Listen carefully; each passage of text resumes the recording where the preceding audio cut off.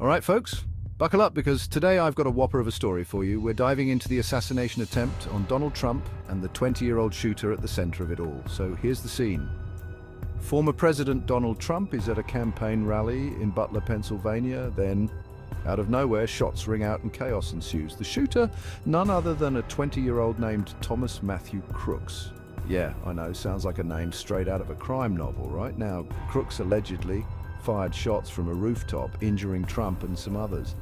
But before you start thinking of Die Hard, the Secret Service was on it like white on rice. They neutralized Crooks with a headshot and got Trump to safety. Despite all this madness, Trump, being the showman he is, continued his speech after getting treated for a graze wound to his ear. Talk about dedication to the cause. This incident has sent shockwaves across the nation and has people debating the security at political rallies. Of course, the FBI and local law enforcement are digging into Crooks' motives. Was he a lone wolf, or was there a bigger conspiracy at play here? Dun dun dun. As the investigation rolls on, authorities are trying to piece together if Crooks had any accomplices. The focus is on understanding his motives and ensuring this doesn't happen again. You know, because the last thing we need is more political rallies turning into action movie scenes. Now let's talk security. People are raising eyebrows about the security measures at Trump's rallies. Despite being a former president and potential candidate, his security detail isn't as beefy as a sitting president's. A lot of folks are asking if this was enough and if calls for more security fell on deaf ears. The open-air venue of the rally made it easy for the shooter to get a clear shot. This has everyone from security experts to armchair detectives calling for a review of how we protect public figures during large gatherings. Even the House Oversight Committee is getting in on the action, launching an investigation into the incident and the Secret Service's response. This tragic event serves as a grim reminder of the potential for violence in today's politically charged atmosphere.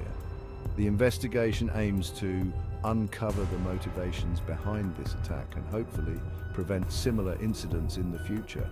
Because, let's be honest, politics is already enough of a roller coaster without adding live ammo into the mix.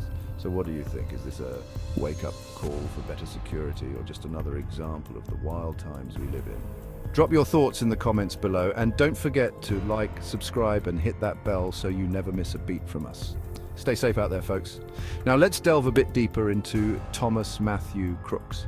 Who is this young man who almost changed the course of history? Crooks was a relatively unknown figure before this incident. A 20-year-old with no significant criminal record, he was just another face in the crowd. His social media profiles paint a picture of a young man with strong political opinions, but nothing that would suggest he was capable of such an act.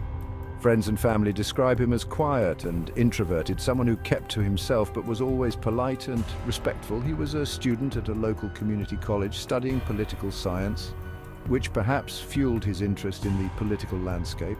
Interviews with those close to him reveal a young man who was passionate about his beliefs but never showed any signs of violent tendencies. However, a deeper dive into his online activities shows he frequented forums and chat rooms where extreme political views were often discussed. The FBI is now investigating whether these online interactions played a role in radicalizing Crooks and pushing him towards this drastic action.